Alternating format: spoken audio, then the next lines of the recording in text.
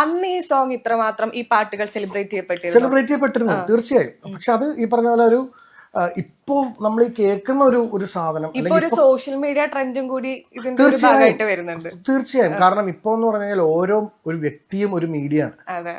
Every person's life feed അല്ലെങ്കിൽ story is A media. പണ്ടെന്ന് പറഞ്ഞാൽ നമ്മള് ഒരു മാഗസീൻസ് ഉണ്ട്, ഒരു 3-4 ഫിലിം മാഗസീൻസ് ഉണ്ട്, അല്ലെങ്കിൽ കുറച്ച് സിനിമ പ്രോഗ്രാംസ് ഉണ്ട് ചില ചാനൽസിലുള്ള. ഇത് മാത്രമേ ഉള്ളൂ നമ്മുടെ പ്രൊമോഷൻ. അല്ലെങ്കിൽ ഈ പറഞ്ഞ പോലെ ചില സ്കൂൾസിലൊക്കെ പോയി കോളേജസിലൊക്കെ പോയി ഇരുന്നിട്ടൊക്കെ ഉള്ള പരിപാടികളുണ്ട്. ഇതല്ലാതെയുള്ള പ്രൊമോഷൻ ഇല്ല, അല്ല പേപ്പർ അഡ്വർടൈസ്മെന്റ്സ്. അപ്പോൾ ഡെസ്പൈറ്റ് ഓൾ ദാറ്റ് അതിലൊരു അത്ര വലിയൊരു ഓപ്പണിംഗ് ആണ് ഈ സിനിമയ്ക്ക് കിട്ടിയത്.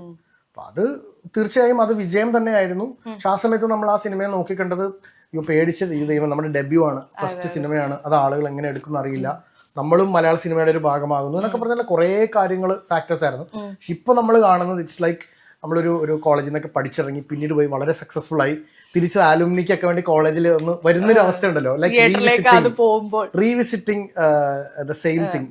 അതാണ് ഇപ്പോ നവാഗതനായിട്ടുള്ള ഒരു മ്യൂസിക് ഡയറക്ടർ ആയിട്ടാണ് ആ സിനിമയിലേക്ക് വരുന്നത്. ഇപ്പൊ 18 വർഷം ഛോട്ടാ മുംബൈ കഴിഞ്ഞു. അപ്പോ രാഹുൽ രാജിന്റെയും 18 വർഷം പൂർത്തിയായി.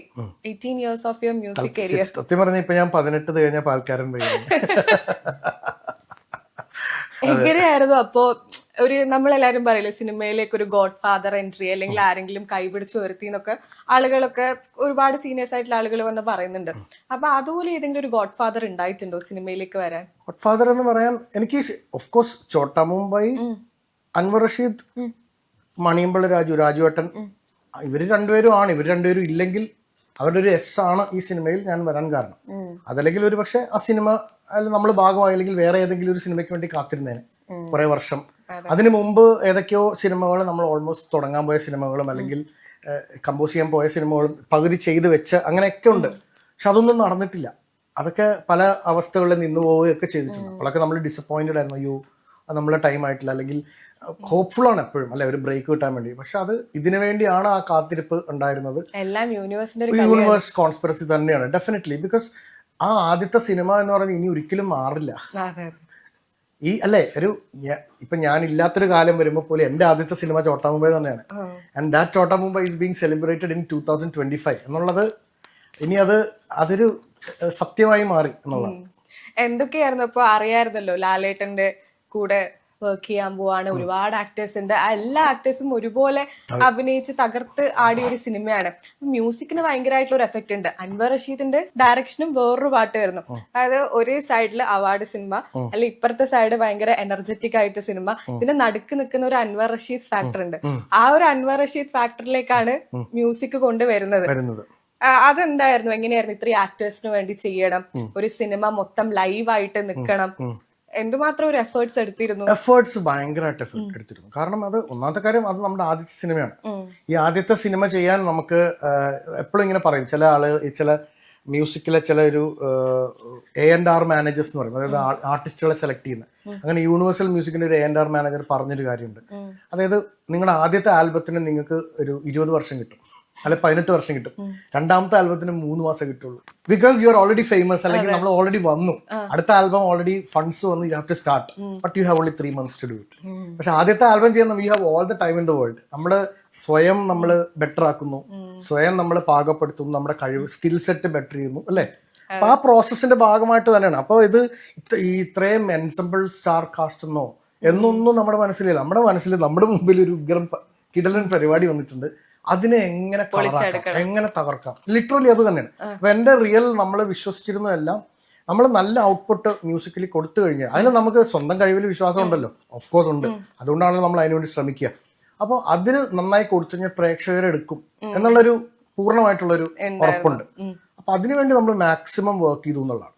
അപ്പോൾ ശരിക്കും godfathers I would say Anwar ആണ്, ബെന്നി ചേട്ടനാണ്. അല്ല ഓഫ് കോഴ്സ് ബെന്നി ചേട്ടൻ എന്നെ സംസാരിക്കാൻ പഠിപ്പിച്ച ഒരാളാണ്. അതായത് അതിപ്പോ പറഞ്ഞേ പറ്റൂ. കാരണം ആ സമയത്തൊക്കെ ചില ഇന്റർവ്യൂസ് ഒക്കെ വന്നു. നമ്മൾ വർക്ക് ചെയ്യുന്ന സ്ഥലത്ത് ചാനൽ ഇന്റർവ്യൂസും ഈ ക്രൂ ഇങ്ങനെ നമ്മൾ വർക്ക് ചെയ്യുന്ന സ്ഥലത്തേക്ക് വരികയൊക്കെ ചെയ്തു. അപ്പൊ ബെന്നി ചേട്ടൻ നമ്മളെ കൂടെ ഇരിപ്പുണ്ട്.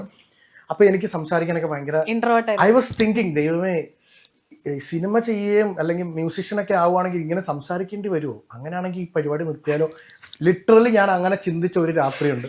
ഇത് നാളെ ഇന്റർവ്യൂ ചെയ്യുമ്പോൾ ഞാൻ എന്ത് പറയും? ഞാൻ literally I was thinking like that. അപ്പൊ എന്നോട് ബെന്നിച്ചേട്ടൻ ഞാനിങ്ങനെ വിഷമിച്ചിട്ടാണ് വിളി, എന്താണ് നിനക്ക് എന്ത് പറ്റി? ഞാൻ പറഞ്ഞു ഇങ്ങനെ ഒരു പ്രശ്നമുണ്ട്, എനിക്ക് ശരിക്കും പറഞ്ഞ് ഇങ്ങനെയൊക്കെ ഉണ്ടെന്ന് അറിഞ്ഞ് ഞാൻ ഈ ഫീൽഡിലേക്ക് പോലും ചിലപ്പോൾ വരില്ല. പുള്ളി ഒന്നുമില്ല, ജസ്റ്റ് ടോക്ക്.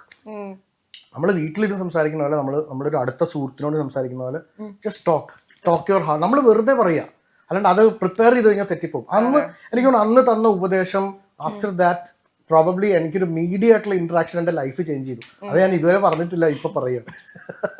അപ്പൊ ആ ഒരു രീതിയിൽ ഇവരൊക്കെ ഗോഡ് ഫാദേഴ്സ് ആണ്. അതുപോലെ രാജുവേട്ടന്റെ അതിനു മുമ്പുള്ള ഒരു സിനിമയിൽ ഞാൻ സംഗീതം ചെയ്യേണ്ടിയിരുന്ന തിയേറ്ററിനൊക്കെ ഇറങ്ങി വന്ന് കരയുന്നൊക്കെ ഒരു വീഡിയോസ് നമ്മൾ കണ്ടു. Oh really he's very happy. എന്നെ ആദ്യം വിളിച്ചത് ഫോണിൽ കൂടെ വിളിച്ചിട്ട് കൺഗ്രാജുലേഷൻസ് പറഞ്ഞു. ഞാൻ രാജുവേട്ടൻ ഹാപ്പി അല്ലേ? ഞാൻ ഇപ്പോഴാണ് എൻ്റെ ശരിക്കും പറഞ്ഞ ശ്വാസം നേരെ വീണ രാവിലെ എന്ന് പറഞ്ഞു. നമുക്കൊരു പടം കൂടെ ചെയ്യണ്ടേ? അവന് ചെയ്യണം. Very happy. പിന്നെ ഓഫ് കോഴ്സ് അൻവർ ഇല്ലെങ്കിൽ ഈ പരിപാടി ഇല്ല. നമ്മൾ ഓരോ അൻവർ വാസ് 1 ഫിലിം ഓൾഡ് ആ സമയത്ത്. രാജമാണിക്യം മെഗാ ഹിറ്റ്, തകർത്തോടി, ഒരു സൂപ്പർ ഡയറക്ടറിനുള്ള പേര് അൻവറിന് കിട്ടി. അത് കഴിഞ്ഞിട്ട് നമ്മൾ അടുത്ത സിനിമയിൽ ഞാൻ കൂടെ ചേരുന്നു. പക്ഷെ എന്നെ സംബന്ധിച്ചോളം എനിക്ക് സിനിമ അറിയില്ല. ഞാൻ ആരുടെയും അസിസ്റ്റന്റ് ആയിട്ട് വർക്ക് ചെയ്തിട്ടില്ല, സിനിമ സെറ്റിലൊന്നും പോയിട്ടുമില്ല. എനിക്ക് സിനിമ എന്ന് പറഞ്ഞാൽ നമുക്ക് കണ്ടിട്ടുള്ള അറിവ് മാത്രമേ ഉള്ളൂ. ബട്ട് മ്യൂസിക്കലി അതിനെങ്ങനെ പെയിന്റ് ചെയ്യണം എന്നുള്ളത് എൻ്റെ മനസ്സിൽ എൻ്റെതായിട്ടുള്ളൊരു ബോധ്യമുണ്ട്. പക്ഷെ പ്രാക്ടിക്കൽ നോളജ് ഇല്ല. അപ്പോൾ ആ പ്രാക്ടിക്കൽ നോളജിലേക്ക് നമ്മളെ ശരിക്കും പറഞ്ഞാൽ കൈ പിടിച്ചുകൊണ്ടുവരാന്ന് പറയുന്നത്. കാരണം ഒരു ആ സീൻ ചെയ്യുമ്പോൾ അതിൽ എന്തൊക്കെ നമ്മൾ ശ്രദ്ധിക്കണം.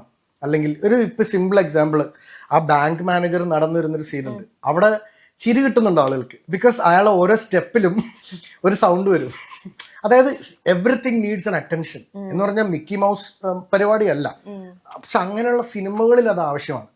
അല്ലെങ്കിൽ വേറൊരു ഉദാഹരണം പറഞ്ഞാൽ, അതിപ്പോ നമ്മള് പുതിയതായിട്ട് ആഡ് ചെയ്ത ക്ലൈമാക്സ് സീക്വൻസിൽ സായികുമാർ പറയുന്നുണ്ട്, സായിച്ചേട്ടൻ പറയുന്നുണ്ട്, ഇത് അതായത് അടാ അപ്പനെ കെട്ടിയിട്ടാണ് അടിച്ചാന്റെ കാലൊടിക്കട തല്ല് എന്ന് പറയുന്നുണ്ട്. അവിടെ ഡയലോഗ് കേൾക്കാൻ നമ്മൾ സ്പേസ് കൊടുക്കുക, എന്നിട്ടാണ് മ്യൂസിക് വരുന്നത്. അത് കഴിഞ്ഞിട്ടാണ് അപ്പോഴാണ് ആളുകൾക്ക് ഒരു അല്ലെങ്കിൽ അവിടെ ആ പറയുന്ന സമയത്തൊക്കെ നമ്മൾ മ്യൂസിക് കുത്തി നിറച്ചാൽ ഈ പറഞ്ഞ കാര്യത്തിന്റെ പഞ്ച് ട്രാൻസ്ലേറ്റ് ആവില്ല. ശേഷം ക്ലൈമാക്സ് വന്ന ഒരു സിനിമ, അത് ഏറ്റവും റിസ്കി, മോസ്റ്റ് റിസ്കിയസ്റ്റ് തിങ്. എന്നോട് പറഞ്ഞു, എടാ പാട്ട് ശരിയായില്ലെങ്കിൽ ആ പാട്ട് കട്ട് ചെയ്യേണ്ടി വരും. കാരണം അത് ഭയങ്കര റിസ്കി പൊസിഷനാണ്. ഒരു ക്ലൈമാക്സിന് ഇത്ര മിനിറ്റ് മുമ്പ് ഒരു പാട്ട് വരുമെന്ന് പറഞ്ഞാൽ അത് ഭയങ്കര പ്രശ്നമുള്ള ഒരു ഏരിയ ആണ്. ആളുകൾ കൂക്കി വിളിക്കാം, അല്ലെങ്കിൽ ആളുകൾ ചിലപ്പോൾ പടം അവിടെ ആയിരിക്കും താഴെ പോവാ പാട്ട് ബോറാണെങ്കിൽ.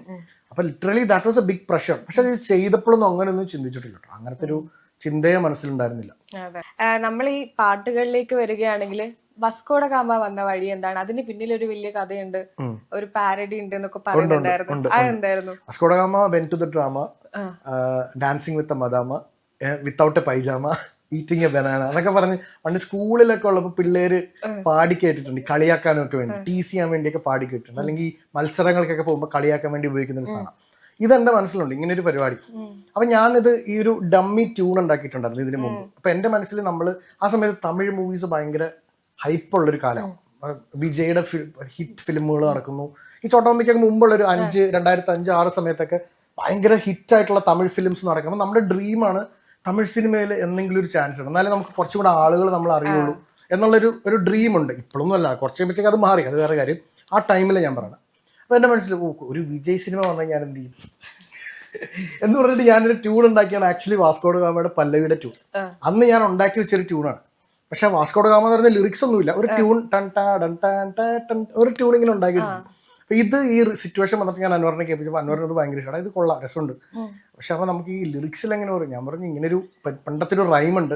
ഇപ്പൊ റൈംസ് പാടുമ്പോൾ ആളുകൾക്ക് എപ്പോഴൊരു അതിനൊരു എന്തോ ഒരു അല്ലെ, ഇപ്പൊ നമ്മള് ഹാപ്പി ബർത്ത്ഡേ പോലെ ഒരു റൈമാണ് വേണമെങ്കിൽ അങ്ങനെ പറയാം അല്ലെ. ആ ഒരു ഈ things that are in the pop culture forever, decades ആയിട്ടുള്ള ചില കാര്യങ്ങളുണ്ട്. അതിനെന്തൊക്കെയോ അതിന് അട്രാക്ഷൻ ഉള്ളതുകൊണ്ടാണ് കുറെ പേര് അത് വീണ്ടും വീണ്ടും പാടുന്നത്. ഇതൊന്നും എഴുതി വെച്ചിട്ടൊന്നുമില്ല. അപ്പൊ ഇങ്ങനെ നമ്മൾ കുറെ പിള്ളേര് പാടുന്ന ഒരു സാധനം ഉണ്ട് അൻവർ എന്ന് പറയുമ്പോൾ. അൻവർ എടാ അത് കൊള്ളാലോ പരിപാടി. അപ്പൊ അങ്ങനെയാണ് വാസ്കോ എന്നാണ് ക്യാരക്ടറിന്റെ പേര്. അപ്പൊ Vasco da Gama went to the drama is for us ആ കാർണിവൽ എന്ന് പറഞ്ഞിട്ടാണ് പുതുവർഷ പിന്നെ ആ ലിറിക്സിലേക്ക്. അപ്പൊ ശരത്തേട്ടൻ ലിറിക്സ് എഴുതാൻ വന്നപ്പോ പറഞ്ഞു ഫസ്റ്റ് ലൈൻ ഓൾറെഡി എഴുതിയിട്ടുണ്ട്. ആരെഴുതി? ഞാൻ എഴുതിയതല്ല, പാടിയതാണ്, ഡമ്മിയായിട്ട് പാടിയതാണ്. ദെൻ ഹി കെയിം ആൻഡ് കിടിലനായിട്ടുള്ള പരിപാടികൾ സെറ്റ് ചെയ്തു ശരത്തേട്ടൻ.